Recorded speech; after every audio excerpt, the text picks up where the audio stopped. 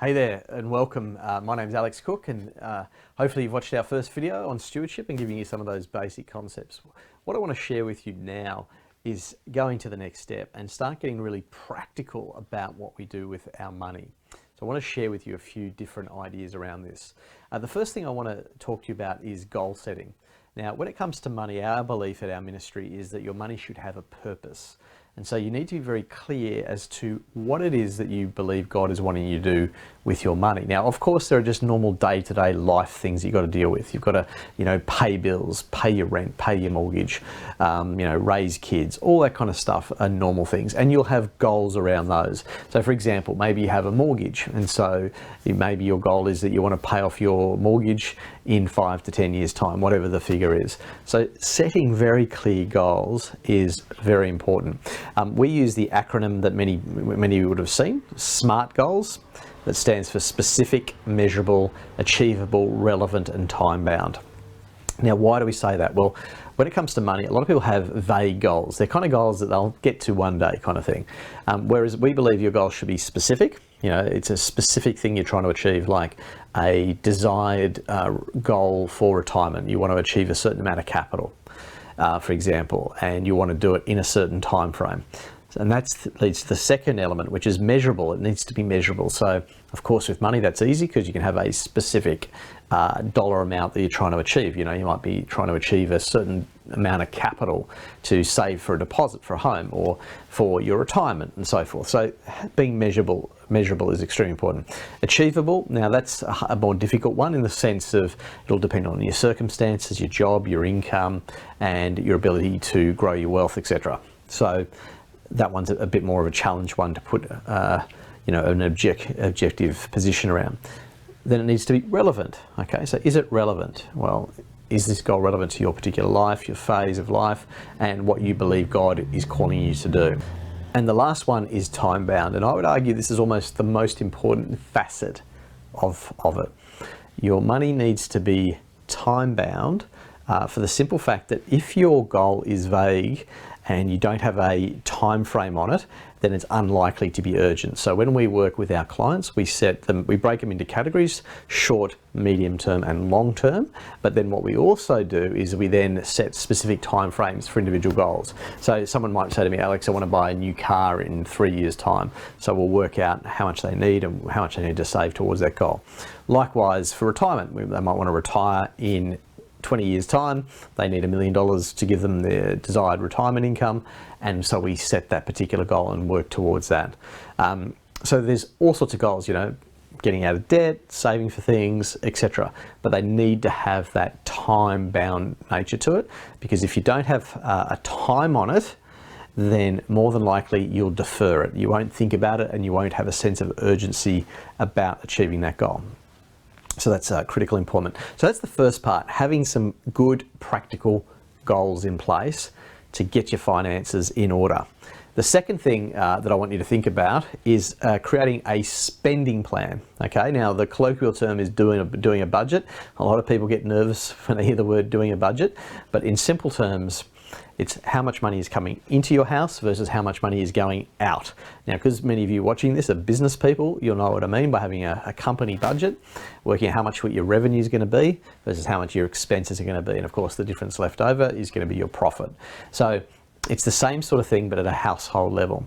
Now, it's critically important because let me say this one very important statement, and that is that your long-term financial success is going to be built up around what you do with your surplus. So you have a certain amount coming in each month, you have a certain amount going out. Ideally, you're in surplus, not deficit. If you're in deficit, you've got a problem, like you're probably racking up credit card debt or something like that. But obviously, we need more coming in than going out. In other words, we need to get control of our expenditure and our spending. And once we do that, we can then use our surplus. And you, as I say, what you do with your surplus is critical to your long-term success. So that could be all sorts of things. It may be if you've got a home loan, you make extra repayments against your home loan, for example, and pay down your debt quicker. It may well be that you bump up your retirement savings, you're saving towards long-term goals. It may well be that you give more. The classic thing as a financial planner that you witness is that the more people earn, the more they spend. Now, ideally, it'd be different. It'd be the more they earn, the more they give. That'd be nice. And so I encourage you to, as your income increases, to save more and give more. But as I say, your long-term financial success is going to be built around what you do with your surplus. Now, I want to give everyone here a simple formula that we recommend. We call it the 80-10-10 rule. Okay, now the idea simply, and it's not meant to be legalistic, is the first 10% you give to God. You know, the Bible says, Matthew 6:33, seek first his kingdom and his righteousness, and all these things will be added unto you. If you go to the Old Testament, you see the first fruits principle, where they gave the first fruits of their produce. And so it's this idea that God should come first. So when you think about your income that you earn, try and allocate the first portion, if you like, to God as a principle of sacrifice and of being generous, and have that first 10% for God. Now, it doesn't have to be capped at 10%. If you can increase it to 15, to 20, to 30%, fantastic. We want to give more over time. The second 10% is what I call for long-term saving. Okay, so saving money for long-term goals, such as, saving for a car, a house, retirement, all those kind of things.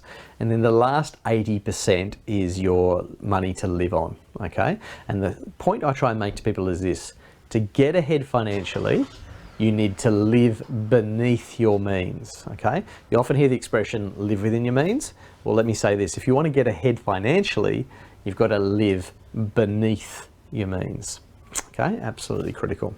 So that's a bit of a principle here, but the ultimate issue here is we need to do a budget to see how we're spending money, how much money's coming in versus how much is going out, and then ask ourselves questions like, is what we're doing with our money, does it glorify God? Am I wasting money on things that are frivolous and not necessary? Now keep in mind, God is a loving Father, and he does want you to enjoy what he's given you. He's not some divine stooge, who's trying to, prevent you from having a good time. He's a loving Father. He wants to bless you and you to enjoy what he's given you. But of course, he wants us to have an eternal perspective so that we use money to glorify him. So our budgets should reflect that. They should reflect an eternal perspective. Now, the last aspect of budgeting, so I talked about the 80-10-10 formula, but the last sort of aspect around to do this is, people often say to me, Alex, that's all well and good. I know the theory, but I still struggle to save and get ahead.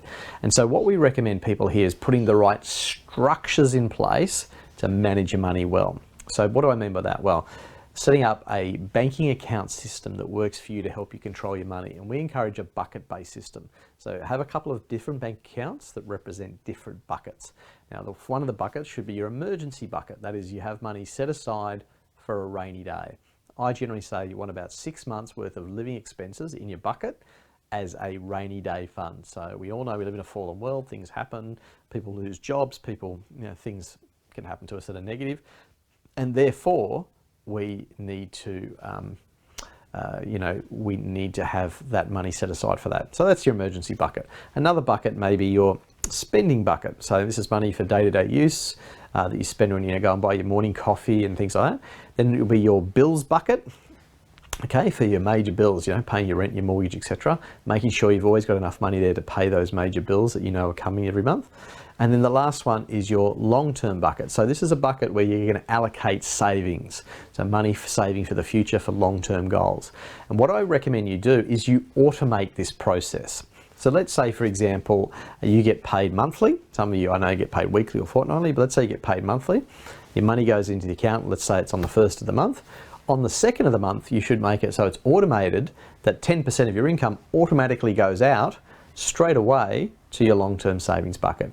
You can also automate all your giving to the various organisations and church that you want to support. So you can automate this whole process. So we're trying to get control, because once again, as I say, one of the long-term determinants to your financial success long-term is what you do with your surplus, but it's also how you behave with money. How you behave with money will have a big long-term impact on your finances and your financial success. So anyway, there's a few ideas to hopefully get you started. Please, if you want to learn a bit more, jump onto our website, wealthwithpurpose.com. Lots of free resources there, including budgets that you can download and tools that are really designed to help you get ahead financially, but have that biblical mindset towards your money. So thanks for watching. God bless.